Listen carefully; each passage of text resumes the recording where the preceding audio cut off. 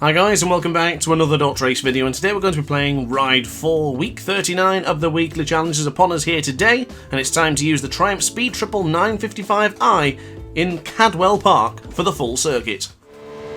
So as mentioned, we're on the Triumph in this magnificent track of Cadwell, quite personally one of my favourite tracks in the video game and in real life, of course. But just to mention as well, this is a guide to give you the best possible chance to get to gold on the time trials, because of course that's why you're here. We want to get the gold, we don't want to settle for bronze or silver, we want the maximum amount of points we can get in this weekly challenge. So onto the guide then. Keep an eye out for the braking markers on the left hand side of your screen. You can roughly brake at the second marker, you can brake a little bit later than that, but you have to go full rear brake and front brake. But for the time being, we're just warming up for those faster lap times, and this is all about just tackling it in the best way possible. So onto the right hand side, you go nice and tight to the apex, bringing it nicer to the left to the other apex for the gooseneck, and be very careful braking going into Mansfield. This is a very difficult corner because there's not much for me to point out that I could say use as a braking marker. So getting onto the left hand side, a difficult corner that you probably are going to struggle with. Just brake at that shadow at that part of bridge, and you can sort of get yourself into turn 9 and very tight to the apex for turn 10 for the mountain.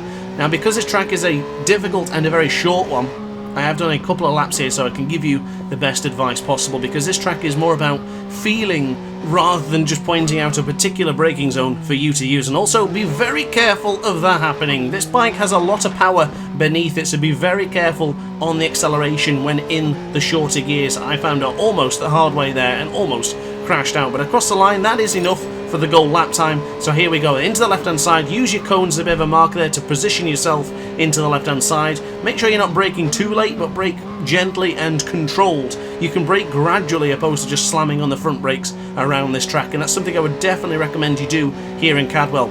Brake gentle but gradually, don't just bring it on, wrench the brakes on at your peril, because it will not work here in Cadwell. So braking very firm for the second braking mark. You've seen how much rear brake was being applied there, and a hell of a lot of front brake as well.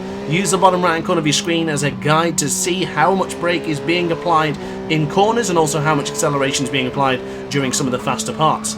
We're now into the gooseneck, nice and tight to the apex. You can see how gentle and how controlled we take that corner. That's all you got to be, gentle, controlled, and in smooth feeling fashion. Nothing abruptly moving to the left or the right. You've got to be smooth with the analog stick. I have hand cam guides on my channel if you need any more assistance, and of course there are braking guides on there as well.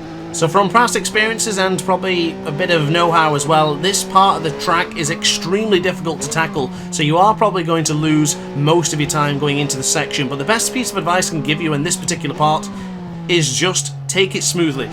Be gentle with the acceleration, be gentle on the brakes, and just take your time going into the final sector. You'll learn more and more the time you practice it, because it is a very difficult corner, and well, a sequence of corners that I just can't simply give you the answer for. But also something to mention as well, they are running the stock tyres, so if they get a little bit too warm or a little bit too cold, don't hesitate to jump back into the pit and get a fresh pair of tyres on this Triumph.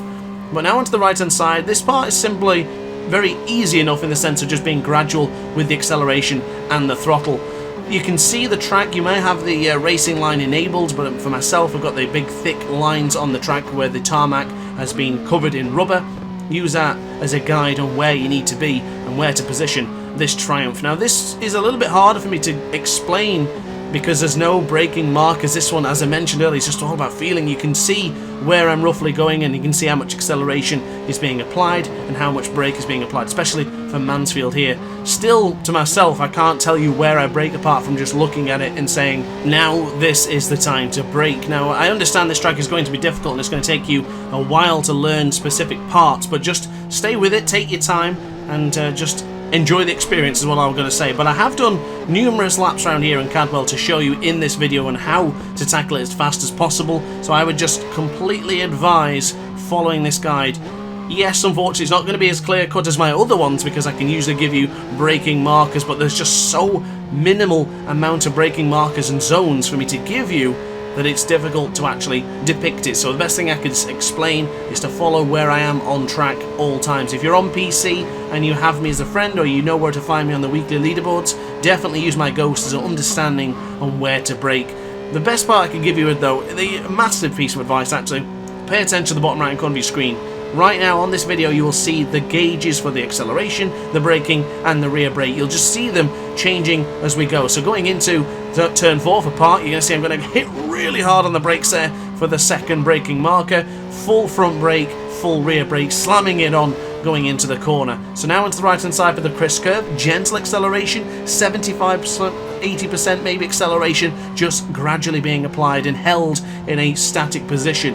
You don't have to try and bounce it, you don't have to really throttle and release, just gently rest your index finger on the right trigger and just gently bring on the acceleration, just like you would do with a real motorcycle, but instead, index finger rather than your wrist. For the next couple of corners from mountain and beyond, you need to be extremely gentle with acceleration. Going over that rise there for the mountain, just reduce acceleration. If you continue to throttle, the air will get under the front tyre and lift the motorcycle up, causing a massive wheelie. So the best piece of advice I can give you on that one, just gently reduce acceleration.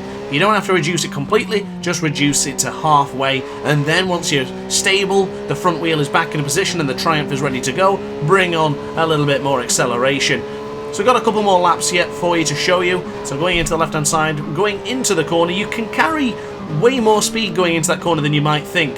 You can carry a lot of speed and sometimes it might throw you off and you get a bit of a tank slapper, but considering it's the start of the lap, you'll be able to save most of your time going into that corner because you can be quite aggressive going into the first corner. But now, as mentioned on the left hand side, going in for Park, middle of the track, middle-ish braking zone, you can brake there as hard as you'd like, drop it down a gear and then get into the right hand side for the crisp curve and beyond. So continuing with the bottom right hand corner of your screen, you can see how much acceleration being applied.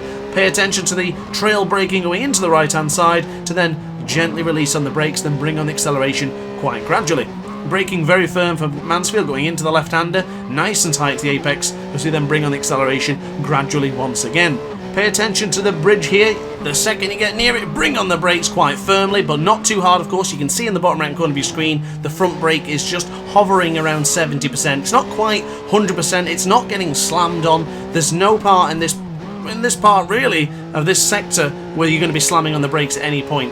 If you see the brakes going up to full, it's not actually being slammed on. It's getting to like 90%. It's just that the graphic doesn't show you how tight it really is being pressed. Some corners, like for turn 4, I'm absolutely slamming on the brakes. For those ones, not so much. So we do have one more lap left in it, so we're going to try and beat my lap time. I'm going to absolutely go for it in this one just to show you how it can be done, because it's been a while since I've absolutely went for it. Usually I do these videos just to relax and show you guys how to do it in the most calmest and smoothest way as possible.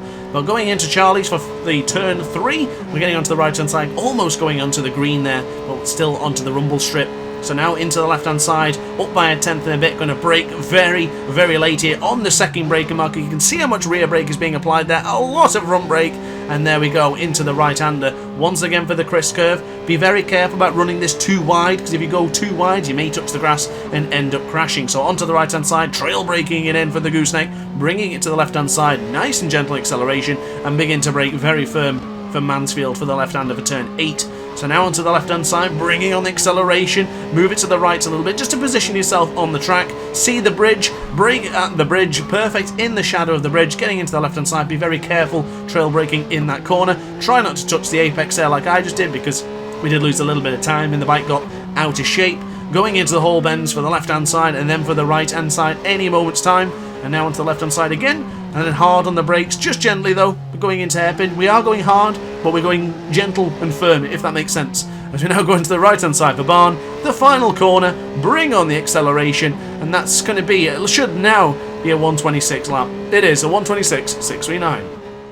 So those are my lap times on screen right now, all 6 of them with sector times individually labelled. If you want to compare your lap times, by all means take a screenshot of this page or even pause my beautiful voice. But upon that note, I hope that's helped, and we will take a look at the leaderboards.